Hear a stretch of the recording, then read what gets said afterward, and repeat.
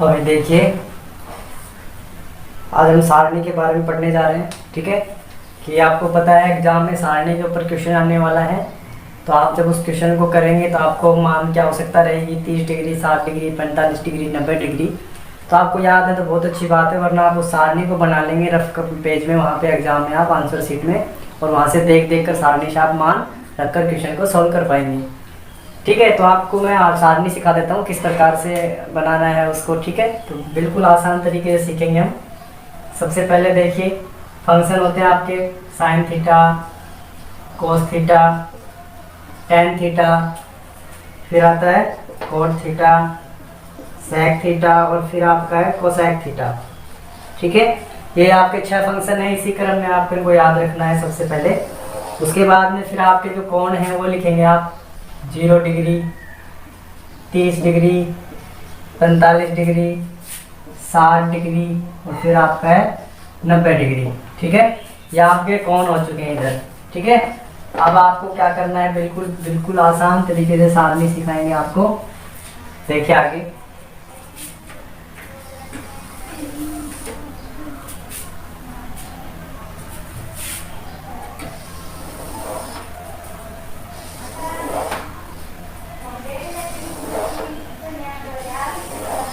Table बना देता हूँ, तब तक आपके लिए फटाफट।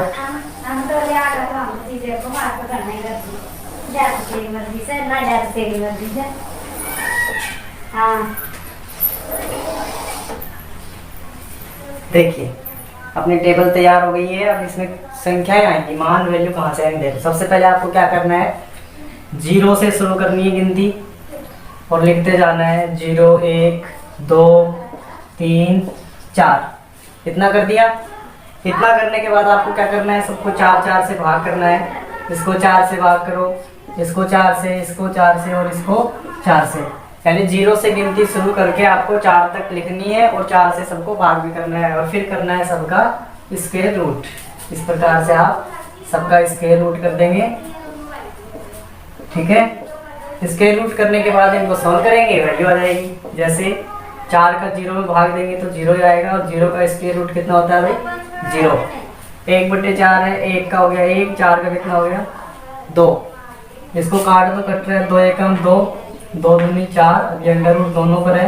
1 का 2 गया 1, 2 का कितना जाएगा भाई अंडर रूट 2, क्योंकि 2 का अंडर रूट पॉइंट में आता है, मैंने वन रूट के साथ लिखना है।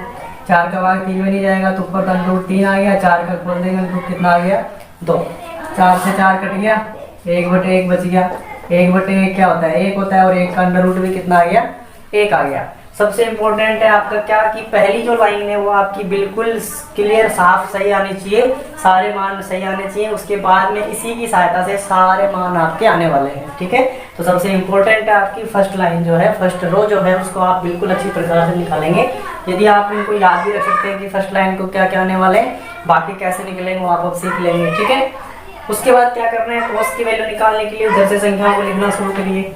1, ठीक है, फिर कितना आया था अंडर रूट 3/2, फिर कितना आया था 1/√2, फिर आया था 1/2, और फिर आया था आपका 0। ये आपके कोस थीटा की वैल्यू हो गई सारी 0 से लेके 90 डिग्री तक की। ठीक है, हमने जो सॉल्व करने के बाद संख्या लिखी हुई है ना, ये यूज में आएंगी। ठीक है, ये जो सॉल्यूशन है ये आपको मैंने ये इसलिए बताया कि आई कहाँ से ये संख्या है। ठीक है, तो आप इनको इस प्रकार सॉल्व करके निकाल लेंगे। तो हमारा साइन की वैल्यू हो गई, कॉस की हो गई, अब किसकी निकालेंगे, टेन की वैल्यू निकालनी है। ठीक है, तो टेन थीटा की वैल्यू निकालने के लिए क्या करेंगे, ध्यान से देखना गाइस। हमें क्या करना है, इसको इसके बटे में लिखना है, इसको इसमें, यानी ऊपर नीचे वाली जो भी संख्या है सबको भाग करना है। जैसे यहाँ पे क्या है 0/1 है, यहाँ 0 है, यहाँ 1। सॉल्व करो कितना आ गया 0। इनको सॉल्व करो 1/2, और इसके बटे में अंडर रूट 3/2। 2 से 2 कट गया, कितना बच गया भाई 1/√3। ऐसे इनको लिखेंगे 1/√2, और नीचे भी आ गया 1/√2। सारे कट गए ये तो। ठीक है, कितना बच गया, 1 ही बच गया। ऐसे इनको लिखेंगे आप √3/2, फिर 1/2। 2 से 2 कट गया, कितना बच गया √3, और बटे में 1, यानी कि √3 ही बच गया इसका मान। ठीक है, उसके बाद में आपका 1/0, यहाँ 1 यहाँ 0, इसका आंसर क्या आएगा, अनडिफाइंड आएगा, यानी कि अपरिभाषित आएगा, अनंत आएगा। नीचे 0 आ गया तो उसका सॉल्यूशन क्या आता है भाई, अनंत आता है। ठीक है, उसके बाद में देखेंगे आप कोट थीटा का निकालना है। फिर से कोट थीटा का निकालने के लिए क्या करेंगे, उधर से लिखना शुरू करना है सबको। वहां पे लास्ट में क्या आया था, अनंत, अनंत को लिख दो। फिर कितना आया, √3, फिर कितना आया 1, फिर आ गया 1/√3 और फिर आ गया आपका 0। ठीक है, ये आपके हो गए कॉट थीटा की वैल्यू होगी। उसके बाद में सेक थीटा कैसे निकालेंगे, ध्यान से देखना, लास्ट सेकंड लास्ट दोनों।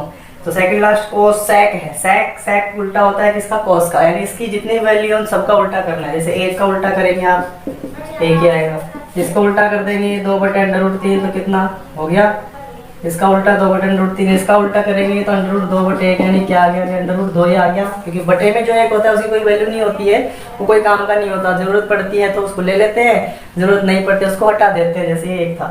ठीक है, ऐसे इसको करेंगे आप, 2/1 हो जाएगा, 2 आ गया इसका उल्टा करने पर। अब 0 का उल्टा क्या होता है, 0 का उल्टा होता है अनंत यानी अपरिभाषित। ठीक है, तो उसके बाद में कोसेक का आपके वैल्यू है, कोसेक के निकालने के लिए क्या करेंगे, या तो इन सबको उल्टा कर लो, आप सभी मानों को उल्टा कर लो इधर से। ठीक है, या फिर क्या करो कि आपने इधर से लिखना शुरू कर दो, सिंपल ये पड़ता है आपका, उधर से लिखते जाओ संख्याओं को। जैसे क्या था, अनडिफाइंड, फिर था 2, √2, फिर था 2/√3 और फिर था आपका 1। ठीक है, इस प्रकार आपकी पूरी सारणी तैयार हो चुकी है। ठीक है, ध्यान रखना, आप जब सारणी बनाएंगे तो ये फंक्शन इसी क्रम में लिखना, साइन, कोस, टैन, कोट, सेक, कोसेक, उसी के ऊपर ये फॉर्मूला आपका लगेगा। ठीक है, आगे पीछे लिखेंगे तो आप फिर उस हिसाब से फॉर्मूला को क्रिएट करना पड़ेगा। तो ये जो सारणी आपकी इतनी इंपॉर्टेंट है कि इसके बिना आप क्वेश्चन नहीं कर पाएंगे। तो क्वेश्चन करने के लिए आपको वैल्यू चाहिएगी। जैसे मान लो क्वेश्चन में आ गया कोस 90, कोस 90 इसमें ढूंढेंगे आप, कितनी वैल्यू कोस 90 की, 0 है।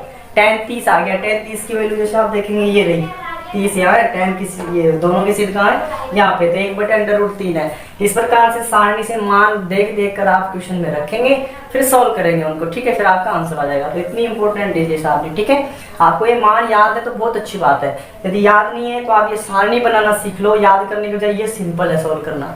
ठीक है, रफ में आप पीछे आंसर शीट में बना लेंगे, इसमें देख देख के क्वेश्चन उतार कर क्वेश्चन में पुट करके वैल्यू सॉल्व कर लेंगे। ठीक है, आशा करता हूँ आपको ये जो सारणी बहुत अच्छी प्रकार से समझ में आई होगी। ठीक है, यदि आप मेरे चैनल पर नए हैं तो चैनल को सब्सक्राइब कर लीजिए, बेल आइकन को प्रेस कर लीजिए, ताकि इसी प्रकार की और वीडियो जो मैं डालूंगा तो आपके पास सबसे पहले पहुंच जाए। ठीक है, धन्यवाद।